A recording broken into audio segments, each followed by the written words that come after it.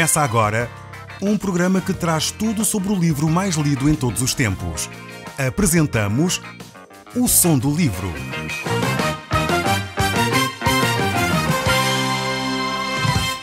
Seja muito bem-vindo. Neste podcast vai encontrar o livro mais conhecido e lido em todo o mundo. Vamos levá-lo numa viagem pela história da humanidade. Este é um audiolivro para si, para a sua família e sociedade em geral. Contextualização e comentários de Paulo Chaveiro. E nós, no último programa, estivemos a ver como Mardoquai, um homem que era do povo judeu, era odiado por Amã, o primeiro-ministro do grande império persa. Nós vemos como Amã procurou engendrar um plano para acabar com a vida de Mardoquai, assim como de todo o povo judeu. E isto porquê? Porque Mardoquai não se dobrava ao passar Amã. Ou seja, ele não o reverenciava como ele gostaria que fosse. Nós temos que entender o contexto. Aqui não era uma questão de respeito meramente humano. Naquela época, os grandes imperadores consideravam-se semideuses ou deuses mesmo. E aqui a questão era se Mardoquai se dobrasse diante dele, era como se estivesse a assumir que Amã era um deus. E aqui a questão era esta. E por isso mesmo Mardoquai e o povo daquela época, os judeus, não se dobravam diante de Amã ou dos imperadores. O mesmo aconteceu com os cristãos do primeiro século. A razão pela qual os cristãos foram levados para as arenas basicamente tinha a ver com este princípio. Quando o imperador passava, o imperador César passava, o povo deveria se ajoelhar diante dele e perceber que ele era o grande Deus.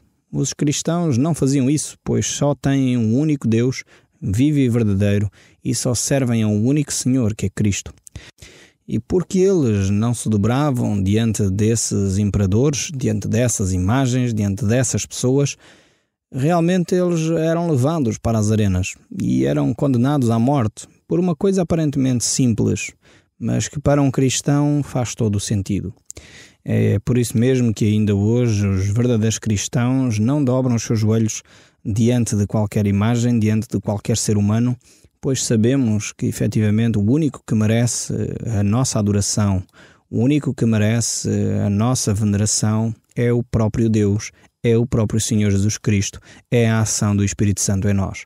Então, por essa razão, a Trindade merece toda a nossa adoração, merece que nós nos dobremos e nos ajoelhemos diante deles, mas não mais outra pessoa, outro ser, outra coisa qualquer que seja criatura.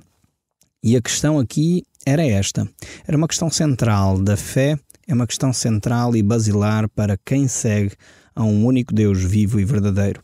Portanto, não tem a ver com uma questão de respeito humano. Hoje em dia, quando nós chegamos perto de uma personagem pública, seja o primeiro-ministro, o presidente ou outras entidades públicas, é óbvio que nós devemos todo o respeito que eles merecem, pois a palavra de Deus diz também: honra a quem honra, respeito a quem respeito. Portanto, devemos respeitar e honrar as figuras públicas, aqueles que têm cargos de eminência. Portanto, isto é um princípio bíblico também. Não devemos, de forma alguma, venerá-los, não devemos, de forma alguma, adorá-los, nem deveremos, de forma alguma, dobrar o nosso joelho como se eles fossem deuses ou semideuses. E a questão aqui era esta. Por isso mesmo, Mardoquai e os israelitas não dobravam os seus joelhos. E aqui Amã vai procurar então destruir a nação de Israel.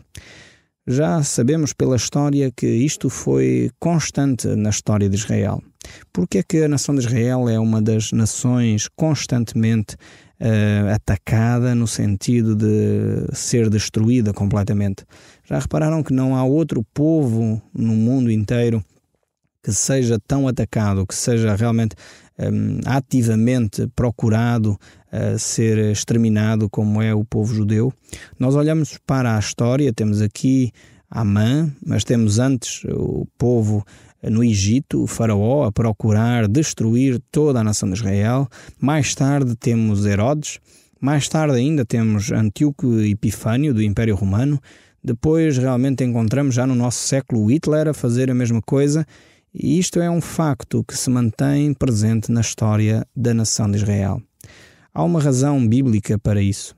é que o povo judeu era o povo eleito por Deus, foi o povo escolhido por Deus para cumprir os propósitos de Deus na terra. E por isso mesmo o povo de Deus tem sido perseguido, maltratado, tem sido procurado ser exterminado por várias pessoas e, em particular, quem está por detrás dessas pessoas? O próprio Satanás. Nós sabemos hoje que o povo de Deus hoje é a Igreja de Cristo. Esses são os escolhidos de Deus hoje para anunciarem as boas novas de Deus à humanidade. Deus ainda tem planos para a nação de Israel. A palavra de Deus nos descreve isso de uma forma muito nítida no livro de Daniel, no livro de Isaías. Vemos também ainda no livro de Apocalipse algumas referências a esses aspectos. Quando nós estudarmos estes livros, certamente vamos entender um pouco mais porque é que há tantas ações, tantas atitudes contrárias ao povo de Israel. Ainda em nossos dias continuamos a assistir atitudes xenófobas, atitudes antissemitas, realmente que procuram destruir a nação de Israel, porque Deus ainda tem planos para esta nação. Ainda que o seu povo atualmente seja o povo que constitui a Igreja, seja a Igreja o povo de Deus nesta época, no entanto, Deus tem planos especiais para a nação de Israel. Mas vamos voltar aqui ao texto bíblico, onde vamos ver estes relatos acerca das atitudes e dos planos que Amã estava a elaborar.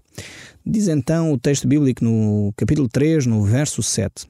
No primeiro mês, que é o mês de Nisã, no ano 12º do rei Assuero, se lançou o pur, isto é, sortes perante Amã, dia a dia, mês a mês, até ao 12º, que é o mês de Adar.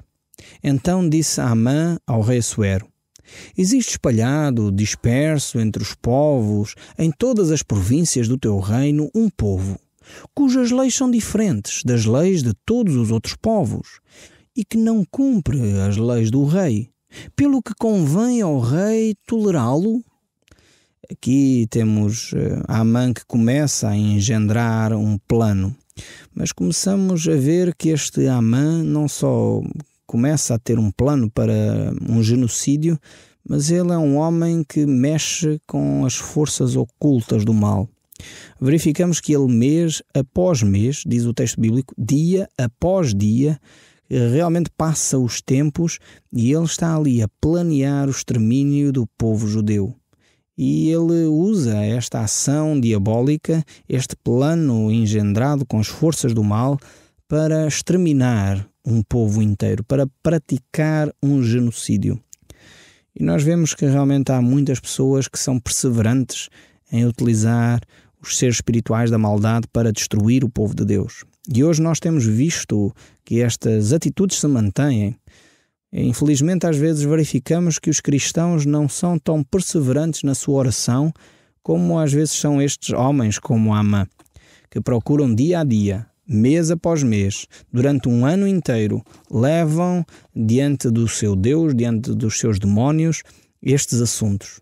E às vezes os cristãos não têm esta atitude de levar diante de Deus as suas petições com persistência, com insistência, com perseverança, com dedicação, os seus assuntos de oração.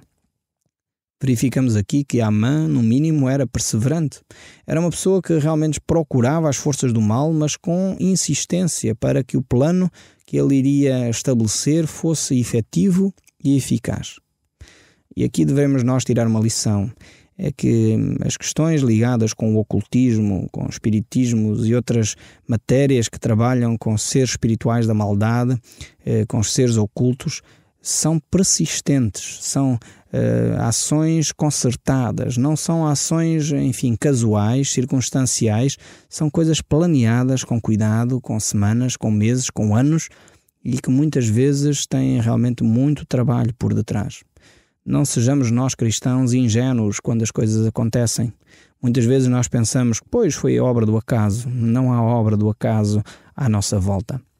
Necessitamos continuar, nós cristãos, a orar, para que programas como este possam continuar no ar, para que a palavra de Deus possa ser proclamada nas televisões do nosso país, possa ser proclamada nas rádios da nossa nação, possa sair nos jornais do nosso país. Em vez de vermos constantemente notícias de desgraças, de misérias, de famílias destroçadas, de situações que estão realmente erradas, de atitudes que muitos governantes tomam para travar o benefício das famílias do nosso país, nós deveríamos orar para que isso fosse invertido, para que esses planos que muitas vezes são traçados ao longo de anos possam ser travados em nome de Jesus Cristo e possa haver bênção para as famílias. Possa haver bênção para as famílias e para as pessoas do nosso país, onde a palavra de Deus é anunciada, onde os valores de Cristo são trazidos à população, onde a Bíblia é anunciada com poder e ousadia, pois é ela que tem o poder de Deus para transformar a vida. E você que me está a ouvir já tem experimentado isso na sua própria vida. Sabe efetivamente que é só a palavra de Deus que pode transformar o seu ser.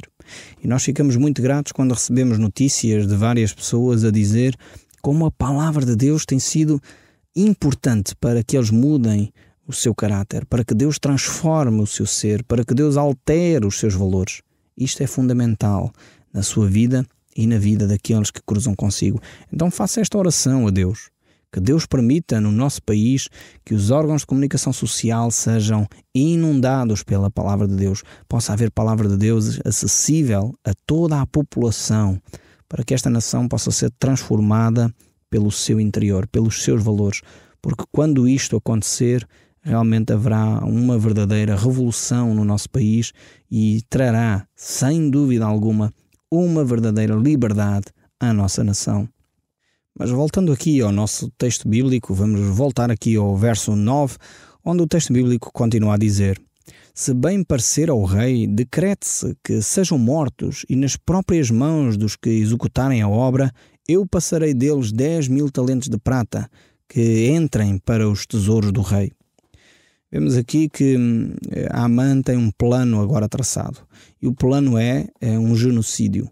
É o extermínio de uma nação completa, de um povo inteiro. Estamos a falar, provavelmente, de milhões de pessoas. E Amã tem isto bem planeado, de forma a que o rei possa aceder a este seu plano. E como? Trazendo para o rei benefícios fiscais, trazendo para o rei dinheiro para os cofres do Estado.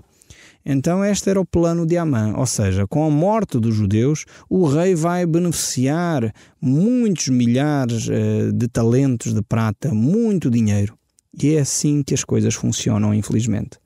Verificamos que muitas vezes os governantes não se importam de prejudicar povos, nações, etnias, grupos, raças, desde que isso traga benefícios fiscais, desde que isso traga benefícios financeiros para o Estado. Ou, pior ainda, muitas vezes, benefícios pessoais para quem está no poder. E vemos que Amã sabe utilizar esta linguagem.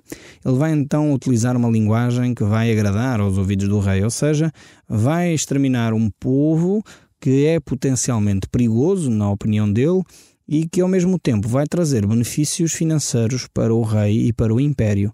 Então isto era realmente uma coisa extremamente interessante, pensava Amã.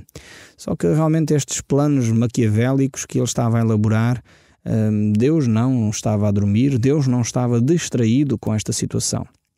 E por vezes quando nós vemos homens como estes, como Amã, que começam a elaborar os seus planos e parece que Deus permite que estas coisas aconteçam sem intervir, nós muitas vezes ficamos preocupados. Muitas vezes ficamos pensando que Deus se esqueceu de nós.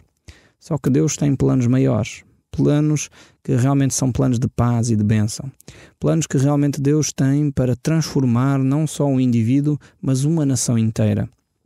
E por isso mesmo Deus estava a permitir que Amã desse estes passos, desse essas atitudes para que aparentemente as coisas acontecessem. Mas vamos continuar a ver o descrever desta situação. E diz assim: Então o rei tirou o seu anel da sua mão e deu a Amã, filho de Amadat, o agagita, adversário dos judeus, e lhe disse: Essa prata seja tua, como também esse povo, para fazeres dele o que melhor for do teu agrado. Vemos que então o rei confiava plenamente neste Amã. Provavelmente era um homem que já estava com ele há muito tempo no poder E certamente o rei confiava inteiramente nas suas opiniões, naquilo que eram os seus conselhos, e aceitou este plano que Amã tinha traçado. O verso 12 prossegue. Chamaram, pois, os secretários do rei, e no dia 13 do primeiro mês, e segundo ordenou Amã, tudo se escreveu aos sábios do rei, aos governadores de todas as províncias, aos príncipes de cada povo, a cada província no seu próprio modo de escrever e a cada povo na sua própria língua. E em nome do rei Assuero se escreveu e com o anel do rei se selou. Vemos que realmente este homem, Amã, tinha tudo planeado. Ele sabia a quem dirigir as cartas, ele sabia como deveria fazer, ele tinha o anel do rei, ele tinha autoridade para o fazer e realmente então ele age desta forma. Mais uma vez parece-nos, por estas atitudes, que Deus está distante do seu povo, que Deus parece que não intervém nesta situação. Muitas vezes nós ficamos com a sensação que a injustiça que paira ao nosso redor é mais forte do que o poder de Deus. Talvez você e eu temos situações assim, em que sentimos que aquilo que está a acontecer à nossa volta é injusto. Aquilo que está a acontecer à nossa volta, mesmo sendo um decreto-lei, mesmo sendo uma lei do Estado, não visa o benefício público, não visa o benefício da maioria, não visa o benefício de todos. Visa talvez uma minoria que muitas vezes tem princípios de vida que são contrários àquilo que a Bíblia ensina.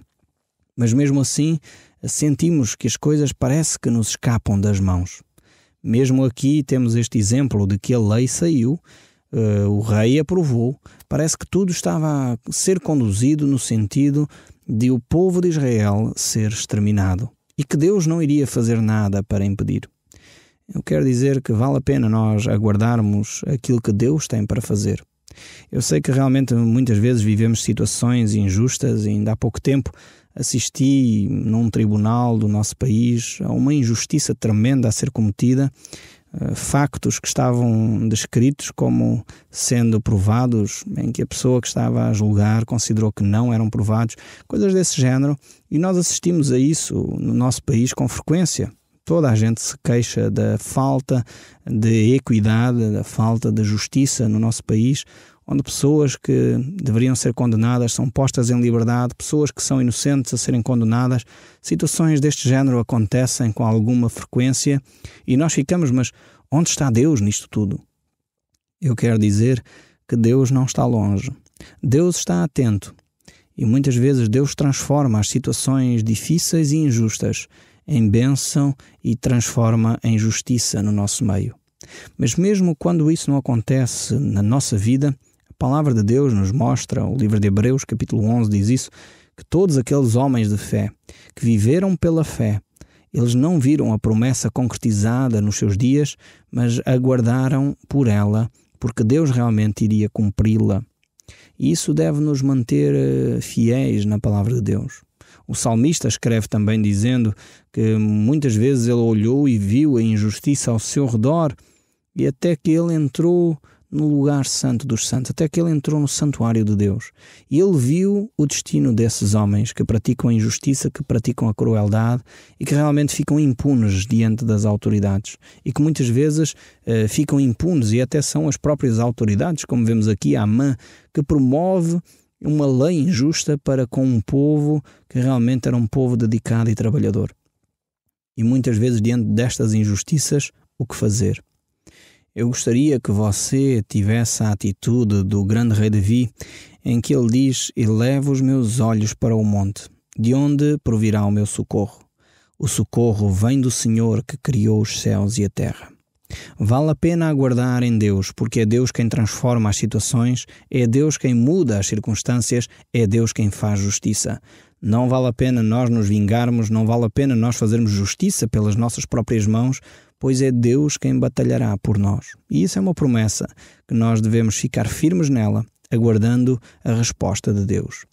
O verso 13 ainda nos diz: "Enviam-se então as cartas por intermédio dos correios a todas as províncias do rei para que se distribuísse e realmente se matasse e aniquilasse de uma vez todos os judeus, moços, velhos, crianças, mulheres, e tudo isto num só dia, no dia 13 do 12º mês, que é o mês de Adar, e que lhes seja saqueado todos os bens. Vemos como esta atitude de Amã estava completamente planeada, todos os detalhes, o dia, a hora em que isto deveria acontecer. E realmente nós, ao ver situações deste género de injustiça, pode-nos suscitar atitudes de querermos fazer nós justiças pelas nossas próprias mãos. Mas a palavra de Deus nos diz no livro de Romanos, capítulo 1, verso 18, a ira de Deus se revela do céu contra a impiedade e a perversão dos homens que detêm a verdade pela injustiça. Vemos que Deus não está desatento a isto. E a ira de Deus se irá revelar para aqueles que praticam injustiças deste género, que criam leis, que fomentam leis e aplicação de leis que muitas vezes são incorretas e injustas. Mas o texto do livro de Esther continua, e o capítulo 3, o verso 14, diz o seguinte: tais cartas encerravam o translado do decreto para que se proclamasse a lei em cada província. Esse translado foi enviado a todos os povos para que se preparassem para aquele dia. Os correios, pois impelidos pela ordem do rei, partiram com urgência, e a lei se proclamou na cidadela de Susã. O rei e Amã se assentaram a beber, mas a cidade de Susã estava perplexa. Mais uma vez vemos a atitude egoísta deste Amã e a atitude do rei, tranquila diante de uma situação tão terrível quanto esta, de genocídio de todo um povo. O que eles fazem é vão beber. Infelizmente nós verificamos às vezes situações deste género, pessoas que praticam injustiças tais, mas que parece que a sua consciência está tranquila diante do genocídio que provocam, diante do terrível dor e sofrimento que provocam à sua volta. E é só mesmo a ação de Deus, que os confrontando com o seu egoísmo e orgulho, que pode fazer com que essas pessoas percam o sono e reflitam seriamente sobre as suas atitudes. Mas o texto bíblico prossegue no capítulo 4, verso 1 a 3, quando soube Mardoquai tudo quanto se havia passado, rasgou as suas vestes e se cobriu de pano de saco e cinza, e saindo pela cidade clamou com grande e amargo clamor, e chegou até à porta do rei, porque ninguém vestido de pano de saco podia entrar pelas portas do rei. O Som do Livro, uma produção da Rádio Transmundial de Portugal.